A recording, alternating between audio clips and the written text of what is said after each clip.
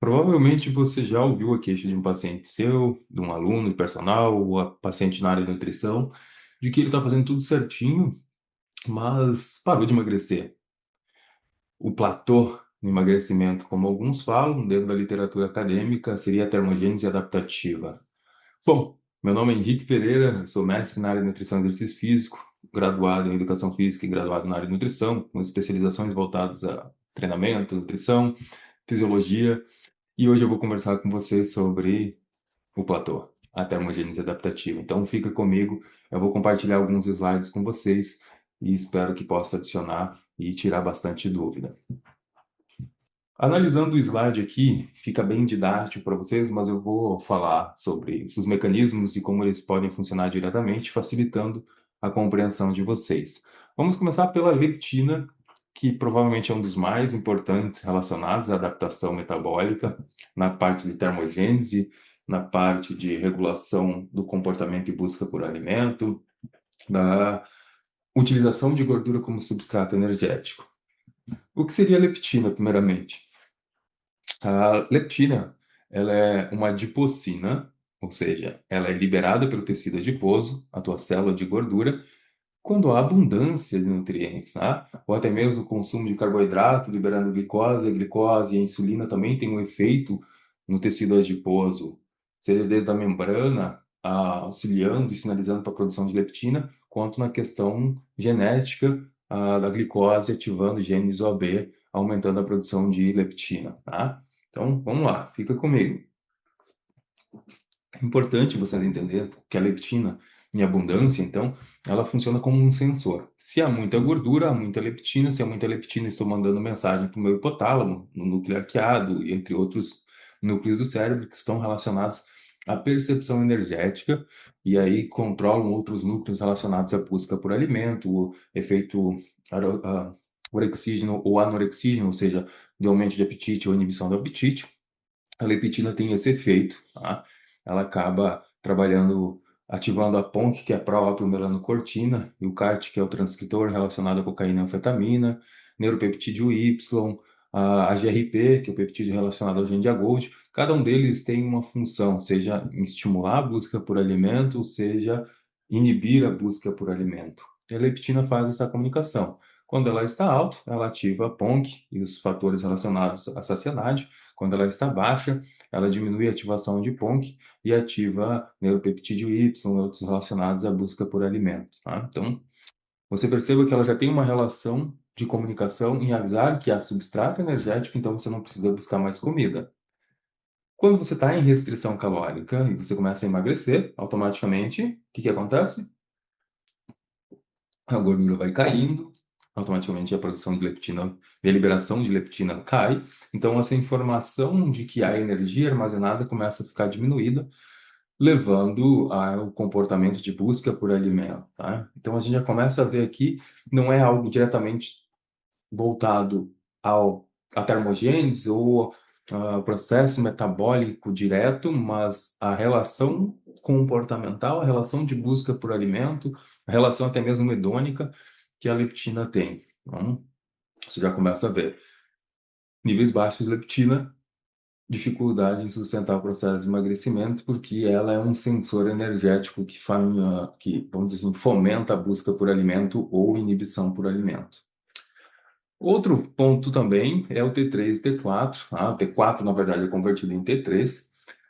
Quando há baixa de leptina, a própria leptina é um sinalizador para liberação de TSH, que é o hormônio tiroestimulante, o ACTH, entre outros, que estão relacionados ao metabolismo. Então, a produção do hormônio tiroidiano, ele também sofre influência dos níveis de leptina. Se então a leptina cai, a produção dos hormônios tiroidianos, como T3, que é um dos hormônios metabolicamente mais ativos que a gente tem no organismo, cai.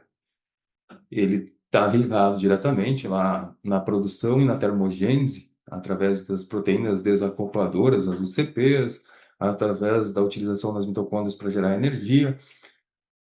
O T3 ele é um dos hormônios hiperglicemiantes, das classes dos hormônios que fazem isso, que são estimulantes para a utilização do substrato energético seja músculo, seja gordura, seja carboidrato, armazenado em forma de glicogênio no músculo, no tecido hepático, para sustentar a glicose. Então, são hormônios hiperglicemiantes. Eles degradam, fazem o catabolismo desses tecidos para sustentar a glicose. GH, cortisol, glucagon, adrenalina e noradrenalina, tá?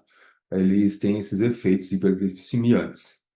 Quando eu baixo leptina, baixo T3, automaticamente o efeito térmico que esse hormônio tem na regulação metabólica diminui.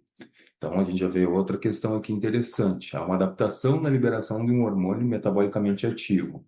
Depois, catecolaminas, elas também começam a diminuir por ativação do sistema nervoso central, que está diretamente ligado à liberação de adrenalina e noradrenalina, as catecolaminas, e mais importante é a atenuação dos receptores beta-adrenérgicos. São eles que recebem a informação. A gente tem os receptores beta, e dentro deles suas classes, mas o beta está ligado ao processo de lipólise, a utilização de gordura como substrato energético, e o processo de lipogênese, que é o receptor alfa. Ao inibir ou ter uma resposta prejudicada dos receptores beta, eu tenho um prejuízo na lipólise, na utilização de gordura como substrato energético. Essa dessensibilização do receptor beta-adrenérgico acontece com um mecanismo de precaução energética. O corpo está querendo buscar economia, tá? E isso é algo que, sim, tem que ficar muito bem na cabeça de vocês. O processo de emagrecimento, o platô, começa a dificultar porque o corpo está tentando gerar economia e reservar a energia armazenada da gordura, principalmente para as situações mais críticas. Isso é fundamental. Outra questão muito importante é a dessensibilização do processo de lipólise, tá? O processo de quebrar a gordura, o triacilglicerol, os três ácidos graxos e o glicerol, jogar no sangue, do sangue sofrer beta-oxidação no tecido muscular para gerar energia, né? Ou seja, esse processo de lipólise, da tirada do triacilglicerol dentro da célula, começa a ficar prejudicado, tá? O corpo começa a dificultar até mesmo a sensibilidade de receptores das lipases lipoproteicas, que estão ligados ao processo de lipólise. Ele começa a dificultar todos esses mecanismos buscando economia, resguardar essa matéria-prima que é fundamental e que gera muita energia, tá? Outra questão também, que aqui acaba tendo impacto também bem significativo, é a diminuição do NIAT, que é o gasto energético não relacionado ao exercício físico, tá? Ou seja, quando você vai na academia, treina, você é o gasto energético com exercício físico. Quando você está em casa lavando a louça, gesticulando enquanto conversa, se movimentando, batendo o pé, isso é o gasto energético não relacionado ao exercício físico, né? E ele tem um grande impacto porque você fica muito mais tempo se movimentando de forma aleatória do que treinando. E movimentos que gastam caloria, gastam energia. O corpo começa a diminuir isso, porque você está mais fadigado, está com mais fome, todos os mecanismos energéticos começam a diminuir, e como mecanismo compensatório econômico, o gasto energético supérfluo começa também a diminuir. A pessoa começa a não querer ir no mercado caminhando, agora vai de carro, antes ficava à tarde em casa se movimentando, agora quer ficar mais deitado no sofá vendo Netflix. Então, você começa a entender que o corpo gera mecanismos de adaptação metabólica para uma única finalidade, economia energética. E aí entra todo o contexto. Você começa a perceber que essa economia energética vai fazer com que você não use gordura como substrato energético. Você até catabolize tecido muscular para gerar glicose e acabe afetando a qualidade a estética do paciente. Então, o uso prolongado de restrição calórica e conforme o percentual de gordura vai baixando drasticamente, isso também tem um peso muito significativo, vai fazendo com que a adaptação seja mais severa e a taxa metabólica basal daquela pessoa diminua drasticamente, fazendo com que no somatório de um mês, dois, três, a adaptação que aquilo gerou, agora ela é mais econômica entre 400, 500, 600 quilocalorias dia, era 400, 500, 600 quilocalorias dia, que antes iriam ser utilizados e agora não são. Lembrando que a cada 7.000 quilocalorias, você, teoricamente, armazenaria 1 quilo de gordura. Então, facilmente você poupa gordura agora, né? Você está metabolicamente mais econômico. Esse seria um dos princípios mais discutidos na literatura e os pontos mais importantes que a gente vê nessa relação de adaptação metabólica, o famoso platô, tá? E aqui eu trago outra questão para vocês bem interessante, que é, tá, mas como que eu posso quebrar isso, né? Tem como quebrar o platô? A verdade é que tem, e provavelmente vocês já experimentaram isso, ouviram alguém que fez isso ou que relatou de forma inconsciente e percebeu o resultado de mudança e relatou para vocês, que é, nossa, eu fui final de semana comer, aí chutei o pau da barraca, comi um monte, ou fui de férias os primeiros 2, 3 dias, estava acordando mais seco, melhor, com uma estética melhor do que quando eu estava fazendo dieta restritiva. Por que que isso acontece? Bom, eu vou mostrar para vocês nesse slide agora que boa parte desse processo vem porque quando você faz normalmente essas refeições mais calóricas, a base acaba vindo sempre de carboidratos, né? Que é onde você tem mais vontade de comer. E o carboidrato, ele é um sinalizador direto para a produção de leptina no tecido adiposo, seja a própria liberação de insulina, ativando o GLUT4 e dentro da membrana da célula ativando mais produção de leptina, como a própria glicose dentro do tecido adiposo ativando fatores de transcrição genética, o GNOAB, a qual está relacionada à produção de leptina. Então, se eu volto a ter mais leptina liberada na corrente sanguínea, porque eu fiz um carb up, isso pode levar a ali, uma janela de horas, tá? 24 até 72 horas, eu tenho alguns benefícios que acontecem nesse processo. Dentro deles é fazer com que todos aqueles mecanismos que estavam sofrendo adaptação metabólica voltem ao seu estado fisiológico. Então, os níveis de T3 e T4 voltam ao estado fisiológico, então você está metabolicamente mais favorável a utilizar a gordura de novo como substrato energético. Saciedade, você se torna mais, vamos dizer assim, sustentável o teu processo, porque agora você está mais saciado, não se auto-sabota tanto assim, tá? A questão do desempenho do treino melhora, você está carbado, né? Lembre que o carboidrato, o glicogênio que vai por dentro do músculo, no fígado também, mas no músculo principalmente ele carrega, para cada 1 grama de carboidrato, carrega 3 gramas de água.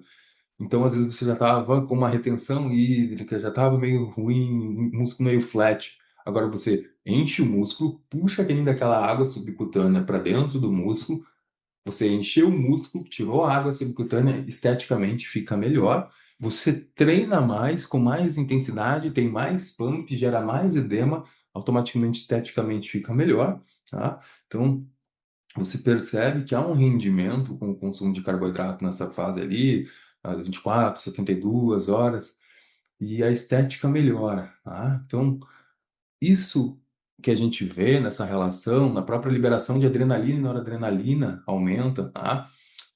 Pelo consumo, aumenta a termogênese, as proteínas desacopladoras, as UCPs, elas potencializam a sua atividade, as mitocôndrias conseguem gerar mais energia, e a termogênese também induzida pelo alimento, a qual, se você coloca também uma boa quantidade de proteína, você tem um gasto adicional que você gasta em calorias para fazer a metabolização desses alimentos. Então, todo o contexto que estava vindo sendo prejudicado em busca de uma economia fisiológica para te resguardar em nível de saúde, você não precisa mais se resguardar. Imagine que agora você ganhou na loteria, agora você pode gastar à vontade de novo.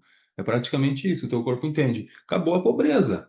Posso voltar a gastar, posso fazer com que os mecanismos endócrinos voltem a funcionar na parte fisiológica normal, porque lembre, essa maquinaria funcionando no seu normal tem um gasto energético maior do que ela adaptada. Então, o teu corpo entende, ok, posso voltar a gastar mais energia, acabou a miséria, pega essa gordura aí, queima, treina mais, tenha mais saciedade, porque também tem energia entrando, não busque mais alimentos tão palatáveis para te sabotar, tá? O gasto energético diário aumenta, você está mais disposto, está mais revigorado, você dorme melhor, porque o carboidrato tem uma relação diretamente com a produção de triptofano, serotonina e melhorando o sono, então você se recupera melhor. Então, olha o quanto de coisa que acontece quando você faz um carb up.